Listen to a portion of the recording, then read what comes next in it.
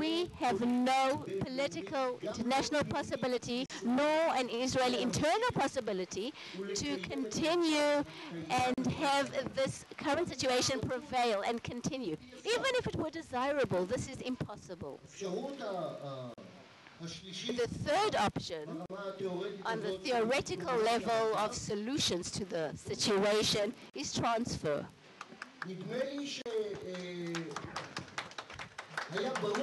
I think it was quite clear when trying to analyze the differences between Kahana and Gandhi is that, again, talking about the transfer program, that actually finished Kahana off because it's not even relevant, it's not even a word or terminology in Israeli discourse. Gandhi added on a word and evaded the trap. He talked about transfer out of their own will.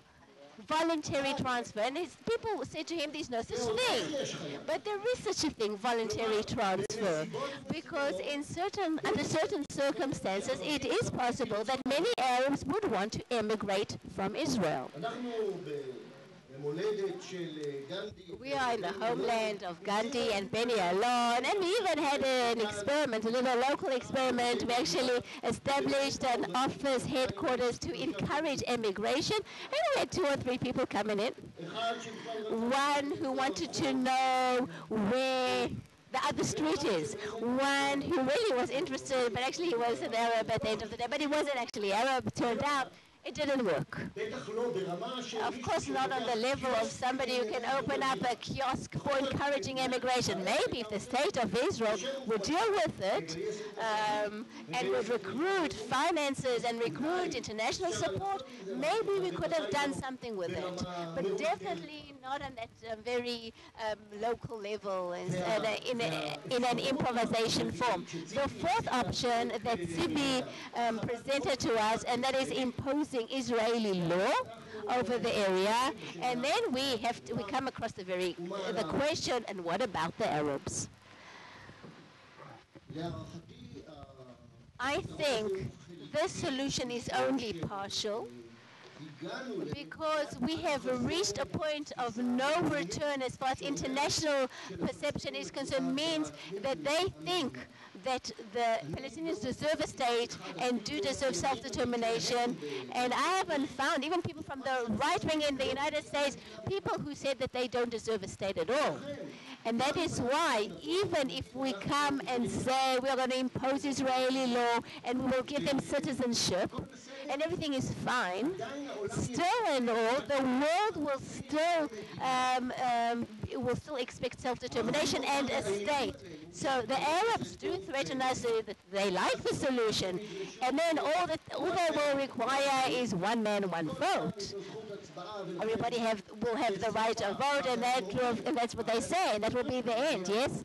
And I'm sure maybe we'll hear some figures from Yoram. Maybe the figures will be slightly different, and of course they believe that will be the end of the state of Israel.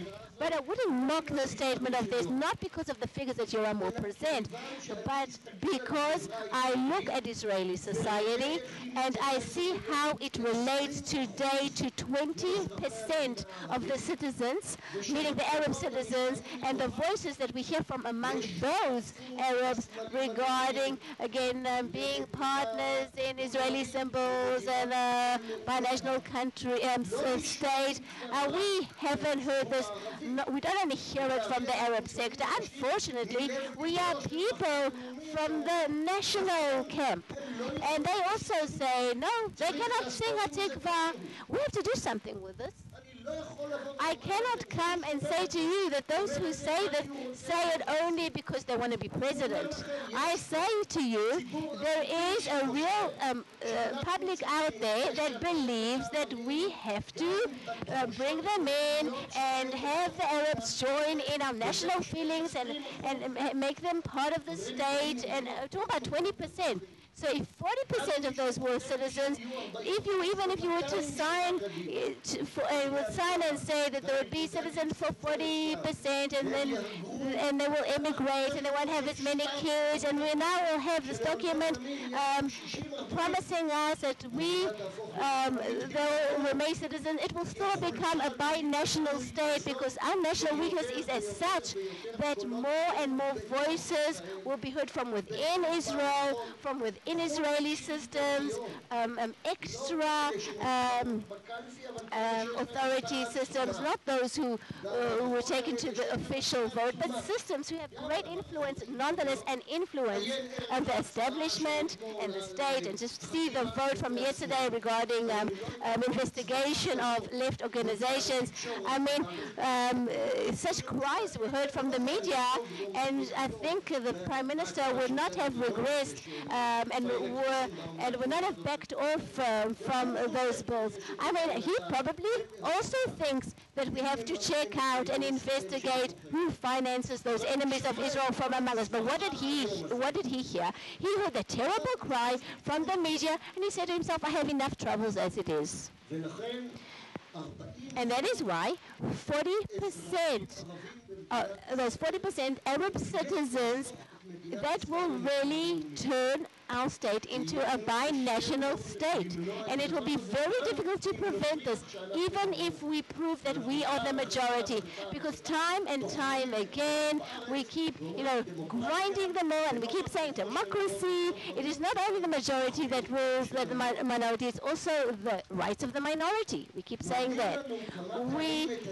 They keep giving us that sample of Jerusalem, 200,000 Jews of Jerusalem in the eastern part of Jerusalem, and only 5,000 of them have citizenship. The rest are residents.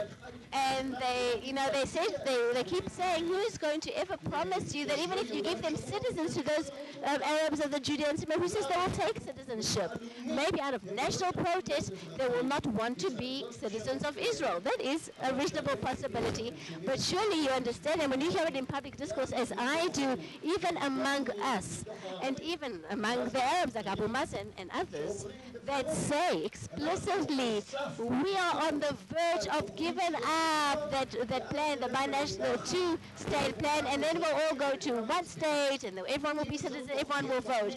So if there will be such a plan with the blessings of Abu Mazen or Salam Fayyad or anybody else, then it will no longer be 5,000 in comparison to 100,000 who will go get that citizenship, because then the pressure from the Arab establishments and institutions will be so much that it will be to persecute those who take citizenship.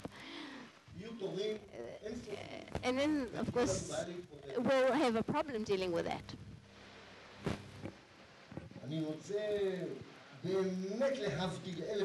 And again, just to differentiate, this is not at all similar, but again, ultra-Orthodox don't sign the ID cards for donating limbs, organ transplant cards. I mean, they usually don't. The ultra-Orthodox community hardly signs the ID cards.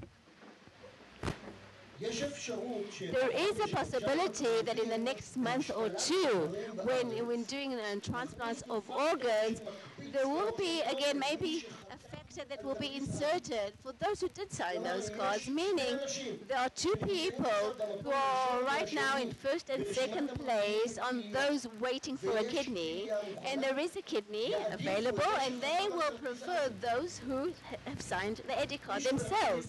Somebody showed me the correspondence in the ultra-Orthodox website Chadrei Chadarim, and he said to me that if this will be the law, then all the ultra-Orthodox will sign on the ID card, but then they will annul it later on. So a fictive signing is possible even when you get citizenship, not because you are really loyal, not because you're really patriotic, because we're not able to enforce the rights and obligations on the Bedouin community in the Negev. Do you think we'll be able to impose Jewish settlement in the areas, but the other part of the equation is that the Arabs, residents of Judea and Samaria, will be residents in Israel and citizens of the Palestinian state of Jordan. Yes, Jordan is Palestine. That's not my original plan. You are applauding to Yigal Allon and Arik Sharon and their predecessors. This plan that it seemed completely crazy a few years ago can suddenly become a reality, not a plan, but reality. Even before Israel had a plan. If tomorrow in Amman happens what happened in Tahrir Square in Kahir, suddenly the Palestinians will become the owners of Jordan, and Jordan that we have already recognized, and we have already signed a peace agreement with Jordan, and in that peace agreement it is written that we have no territorial demands from Jordan, not the Gad and Reuven and the half of the Manasseh tribes.